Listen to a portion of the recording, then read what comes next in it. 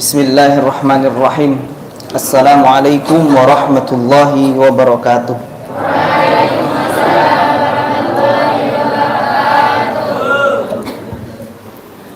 Innal hamdalillah nahmaduhu wa nasta'inuhu wa nastaghfiruh wa na'udzu billahi min syururi anfusina wa min sayyiati a'malina. Man yahdihillahu fala mudilla lahu wa man yudlilhu fala hadiyalah. Asyhadu an la ilaha illallah wahdahu la syarika lah wa asyhadu anna Muhammadan abduhu wa rasuluhu la nabiyya wa la rasula ba'dah. Allahumma salli wa sallim wa barik ala sayyidina Muhammadin wa ala alihi wa ashabihi at-tayyibin at-tahirin. Amma ba'd.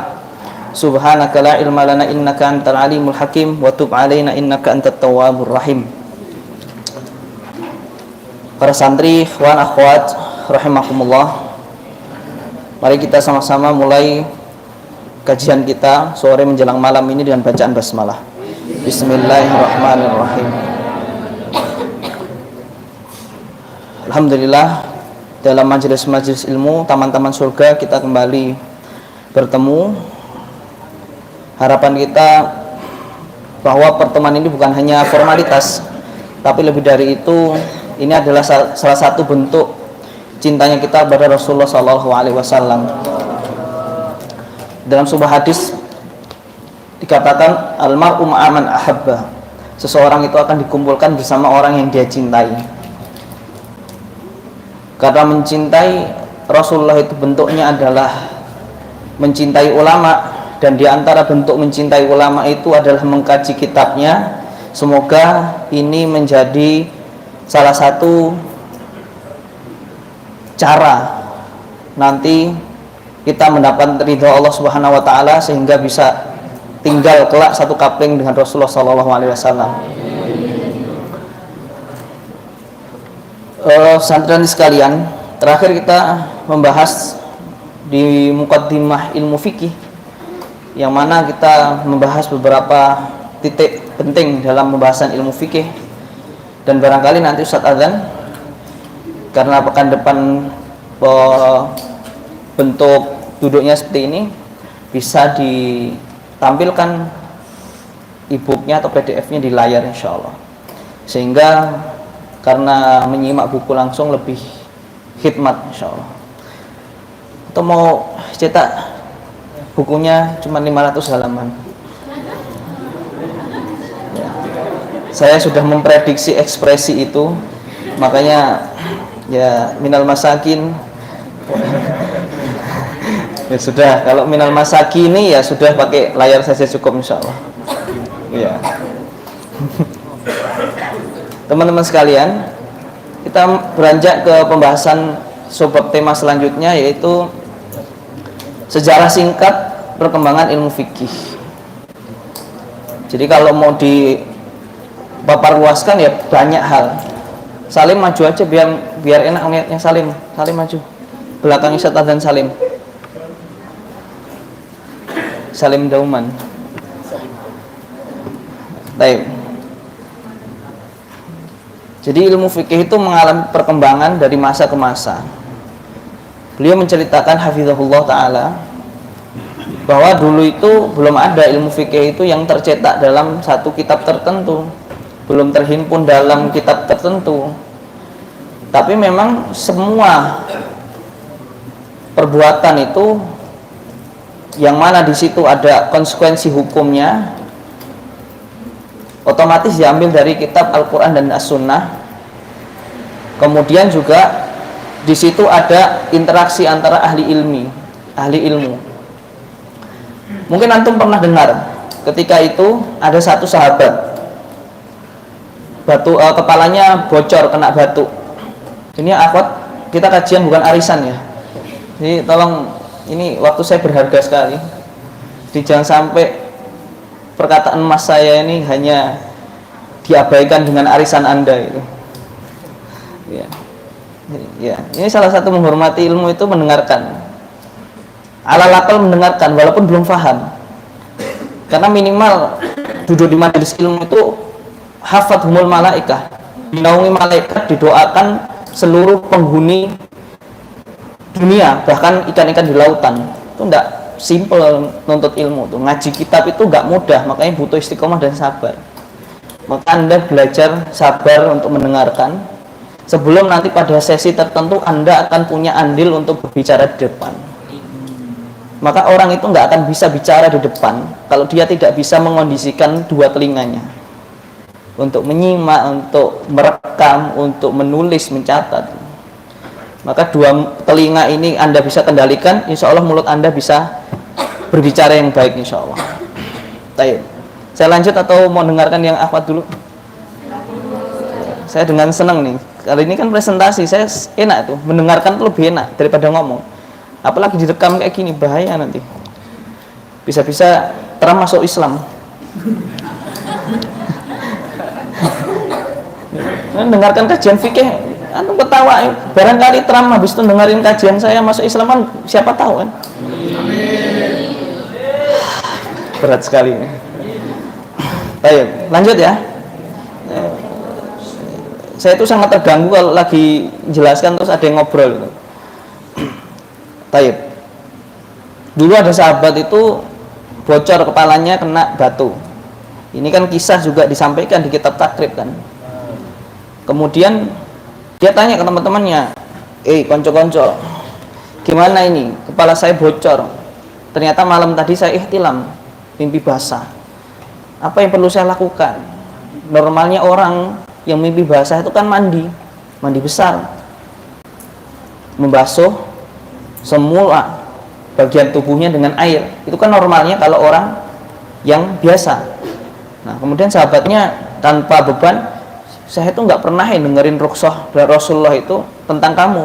Ya kalau kamu memang mimpi basah, mandilah. Singkat cerita mandi dia. Habis itu karena memang bagian kepalanya bocor, kena air, membahayakan dirinya, bahkan mati dia. Tibalah terdengar berita itu oleh Rasulullah. Kemudian beliau mengatakan, "Mbok ya ndak tahu itu tanya. Obatnya bodoh itu kan bertanya. Kalau ada orang bocor kepalanya kayak gitu, cukup dia itu membasuh bagian yang tidak terluka, menutup bagian yang terluka dengan gips atau perban, membasuh, mengusap bagian yang diperban tadi, kemudian tayamum." Makanya dulu ketika ada kejadian gampang, Rasulullah langsung bisa memberikan fatwa karena beliau ada. Itu fikih yang paling sederhana adalah ketika ada kejadian hukumnya nggak ada atau belum diketahui, sahabat bisa tanya langsung ke sahabat senior atau ke Rasul langsung. Atau ada kejadian yang di luar prediksi atau di luar kejadian biasa, bisa disampaikan ikrarnya. Misal pernah sahabat itu makan sejenis biawak, namanya, ya bukan biawak, namanya dop, kadal gurun. Kan ada kartunnya kan, kadal gurun itu apa ya? Nah, kesenangan Anda itu kan, ternyata saya tahu Oscar itu dop itu kayaknya. Soalnya di kadal, tinggalnya di gurun, lucu, tapi aslinya nggak lucu. Itu kan sahabat itu ceritanya makan-makan kan, ayo makan dop, dibakar apa disate itu. Rasulullah nggak makan, tapi juga nggak melarang. Itulah takrir, ketetapan dari Rasulullah. Itu fikih. Jadi hukum-hukum itu dilihat dari perbuatan Rasulullah, perkataan Rasulullah, fatwa dari Rasulullah, itulah fikih. Nah, Rasulullah meninggal, tertinggallah para sahabat. Sahabat apa? Sahabat itu banyak, ada yang tinggal di Madinah, ada yang tinggal di Kufah, memencar di seluruh penjuru. Nah, diceritakan di sini, berkata Ali bin Madani rahimahullah taala, lam yakun min ashabin Nabi sallallahu alaihi wasallam ahadun lahu ashab yaftuna biqaulihim fil fiqhi illa thalatha. Tidak ditemukan sahabat itu yang ahli berfatwa menjadi mufti itu kecuali 3 nama. Nama yang pertama namanya Abdullah bin Mas'ud radhiyallahu anhu, wa Zaid bin Thabit radhiyallahu anhu, wa Ibnu Abbas radhiyallahu anhu, dan di antara mereka itu punya murid-murid yang mana mengikuti fatwanya dan menukil perkataannya. Sebutin pertama tadi siapa? 2 3 Diceritakan Ibnu Mas'ud radhiyallahu anhu itu menetap di Kufah. Kufah itu sekarang masuk negara Irak atau Iran ya. Irak kalau tidak Iran. Zaid bin Thabit radhiyallahu anhu menetap di Madinah Al-Munawwarah. Ibnu Abbas menetap di Makkah Al-Mukarramah. Kemudian dilanjutkan, Ali bin Madani itu melanjutkan. Maka mulai dari itu bermadzhab itu mulai dikenal di kalangan sahabat pada zaman itu. Dan itulah bibit-bibit madhab itu bermula dari situ, karena dari perkataan Ibnu Abbas ada murid-murid yang menukil. Yang tadi mana tempat beliau di Mekah Mukarramah, di Madinah tadi ada Zaid bin Thabit, beliau punya murid-murid yang menukil perkataan beliau. Ada lagi di mana tadi? Di Kufah ada Abdullah bin Mas'ud, beliau punya murid-murid ketika ada masalah fikih menukil perkataan beliau. Dan disitulah mulai ada namanya apa? Bibit-bibit benih madhab. Oke, kita lanjut. Thumma nasha'atil madhabul fiqhiyatul arba'atu muta'athira bihadhil madaris. Madrasah-madrasah fikih pada zaman sahabat itu menginspirasi bibit-bibit madhab fikih yang 4 tadi yang diceritakan di dalam Sirah Alamin Nubala karya Al-Hafidh Adz-Dzahabi. Ceritanya suatu saat akhbarana Ismailu ibn binti Sudi. Jadi berkata Ali bin Ja'far bahwa beliau mendapatkan kabar dari Ismail bin ibn binti Sudi bahwa suatu saat beliau itu berada di majelisnya Malik. Kita tahu Malik itu adalah salah satu rujukan ahli Madinah. Pada saat itu beliau bertanya tentang ilmu faraid. Apa ilmu faraid? Ilmu waris. Kemudian dijawablah masalah faraid itu oleh Malik dengan pendapatnya siapa tadi yang di Madinah? Zaid bin Thabit. Nah, si orang tadi kemudian menanyakan, loh, kalau pendapatnya Ali sama pendapatnya Ibnu Mas'ud gimana, Imam?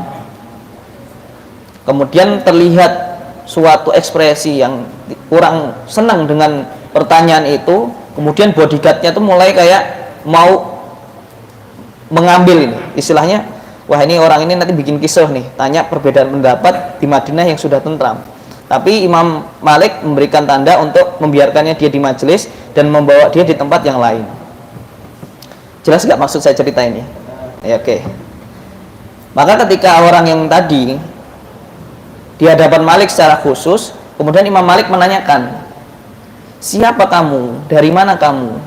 Beliau mengenalkan diri dan beliau mengatakan, saya dari Kufah. Qala fa aina khallaftal adab? Kamu dari Kufah, di mana adabmu? Maksudnya gimana? Nanti dijelaskan.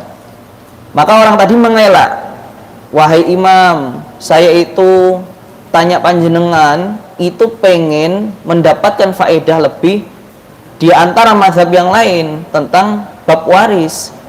Tapi apa yang dikatakan Imam Malik menjawab pertanyaan orang tadi, faqala inna aliyan wa abdallahi la yunkiru fadluhuma.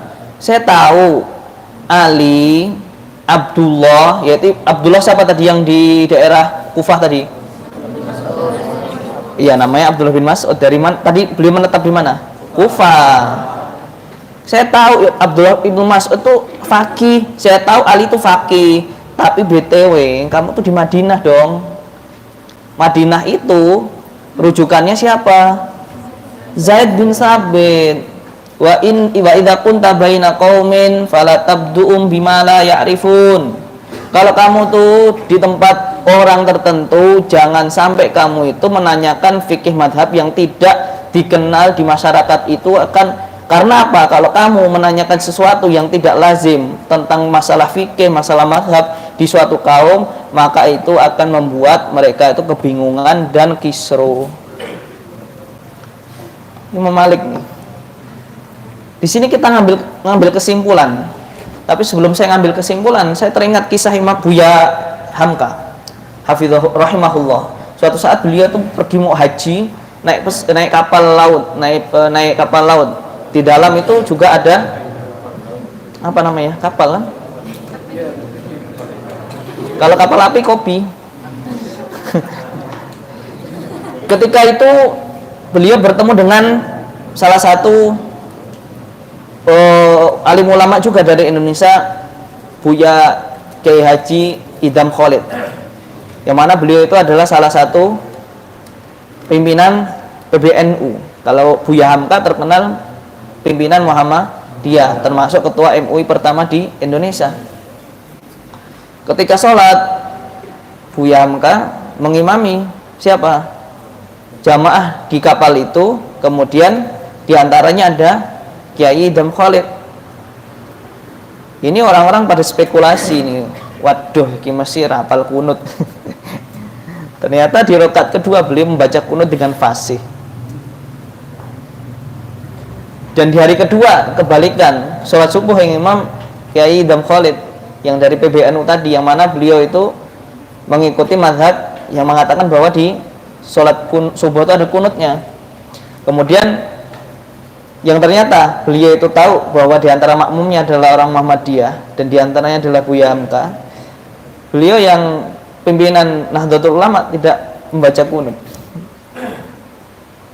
Memang tidak ada istimewa di awalnya cerita, tapi kita melihat bahwa di situ ada bentuk toleransi, ada bentuk tasamuh, ada bentuk persaudaraan, bahwa hal-hal yang tidak menjadi usul, hal-hal yang bukan merupakan hal-hal yang pokok itu tidak perlu menjadi apa? Perdebatan. Dan terlebih lagi ketika kita berada di komunitas tertentu yang mengamalkan amalan tertentu, kita sebaiknya apa?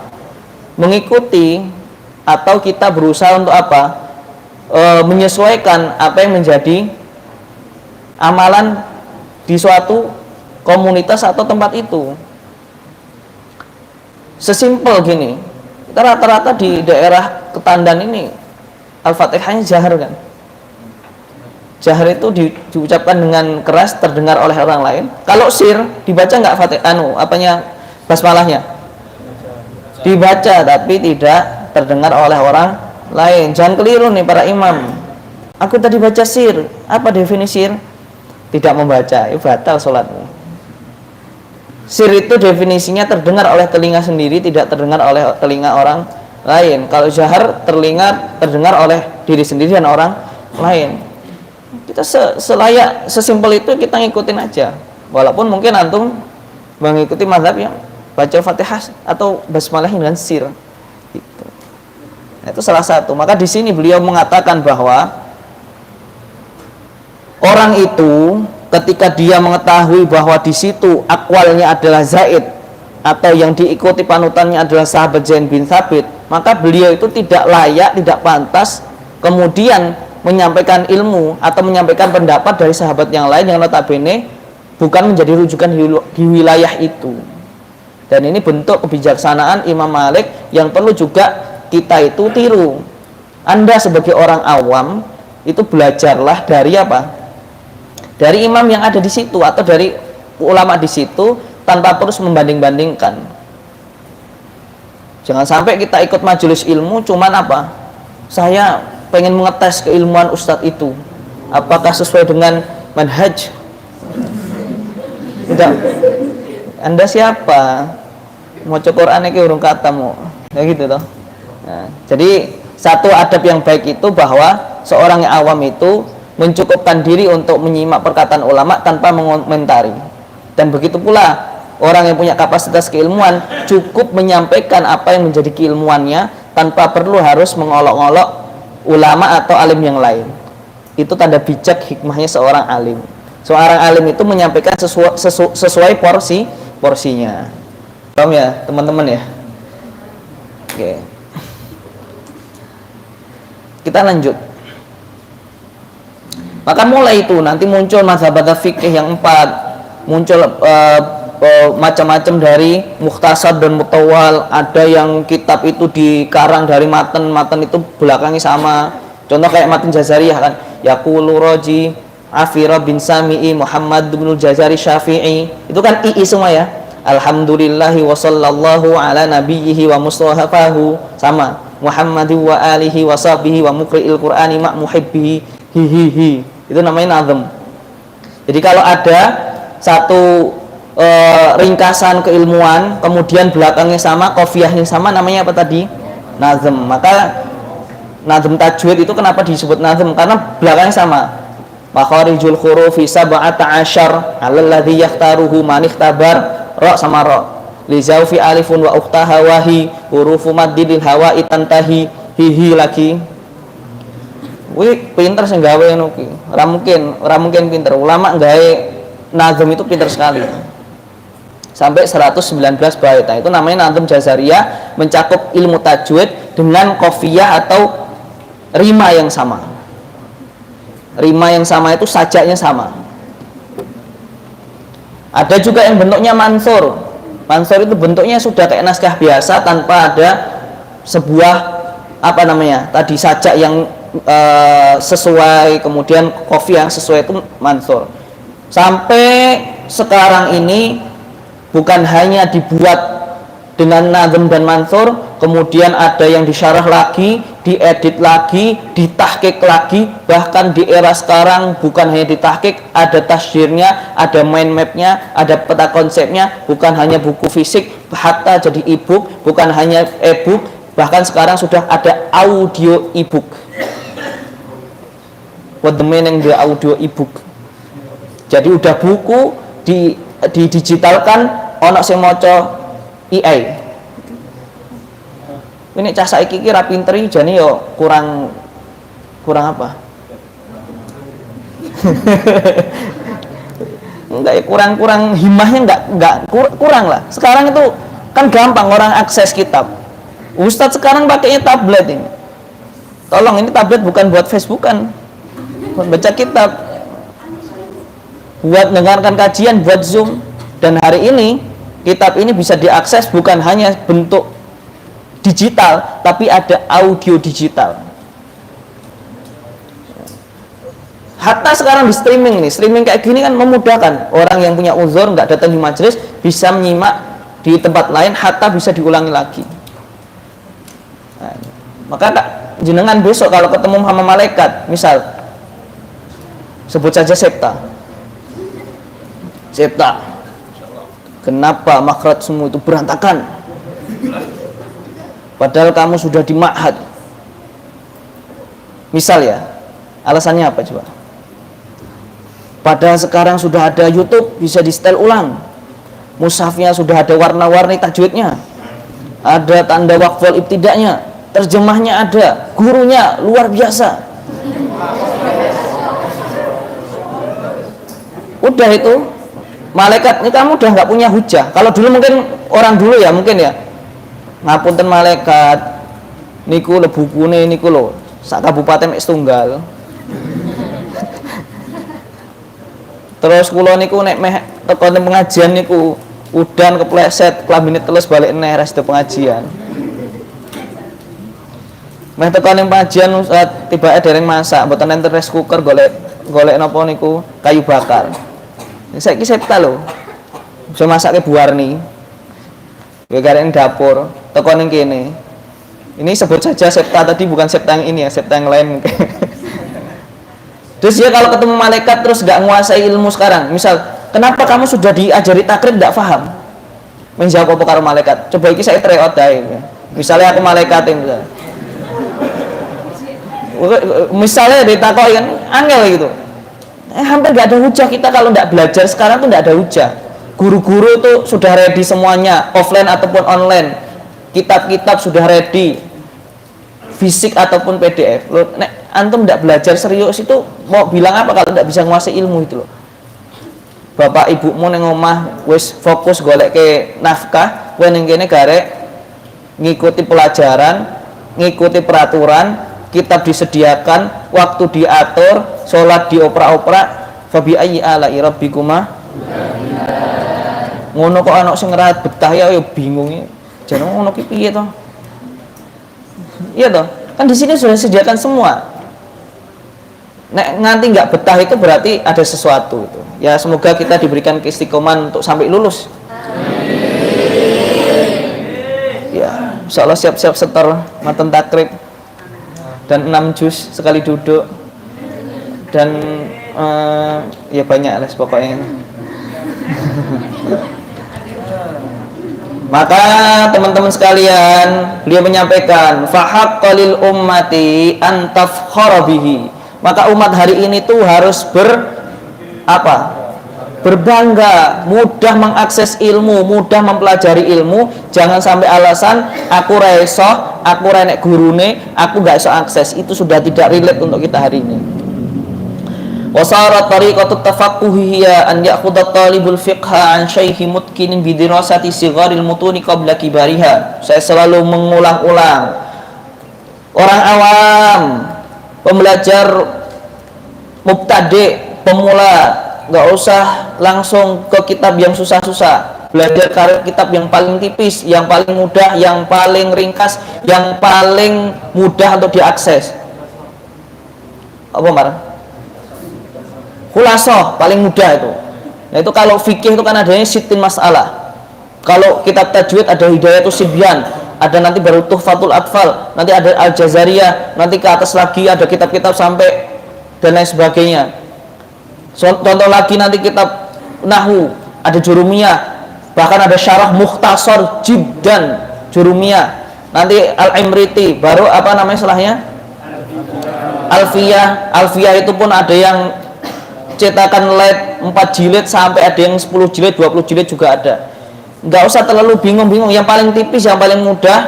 Kamu tahu alamatur raf'i sama alamatun nasbi, dhamir tentang dhamir yang nempel di fi'il mudhari itu apa, kamu bisa membedakan yang dasar, itu sudah baik sekali.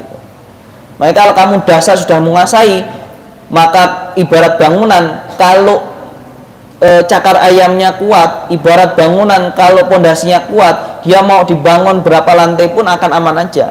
Tapi kalau pondasinya lemah, pondasinya tidak diperkokoh, dia baru 2 lantai pun sudah kena angin langsung runtuh.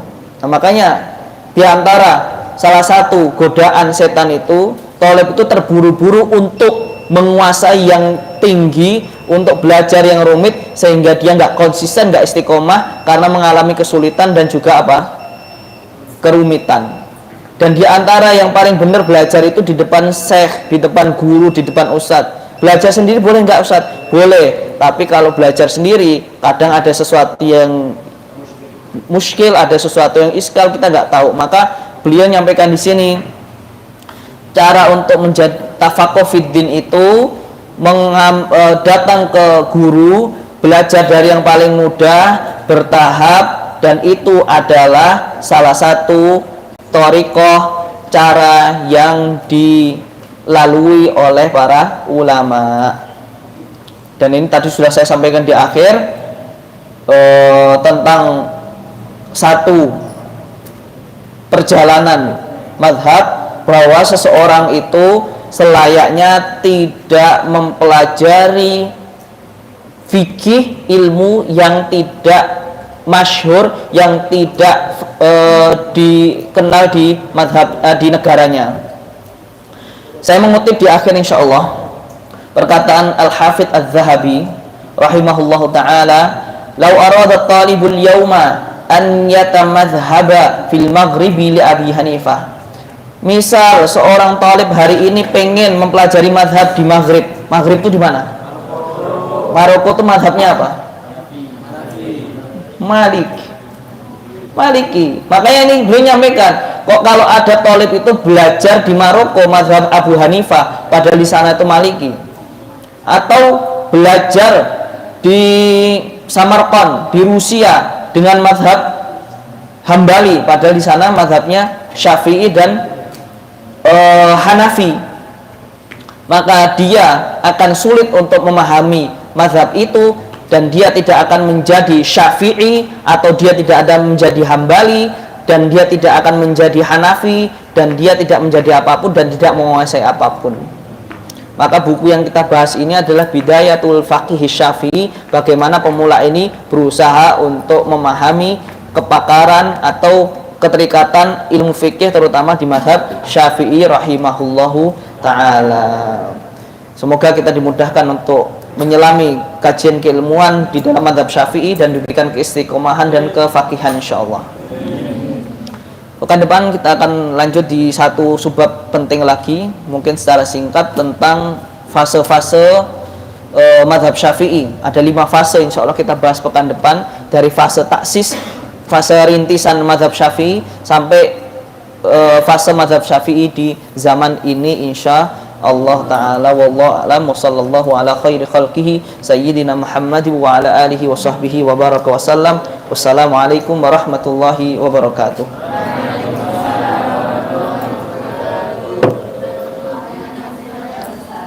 Wa iyyakum.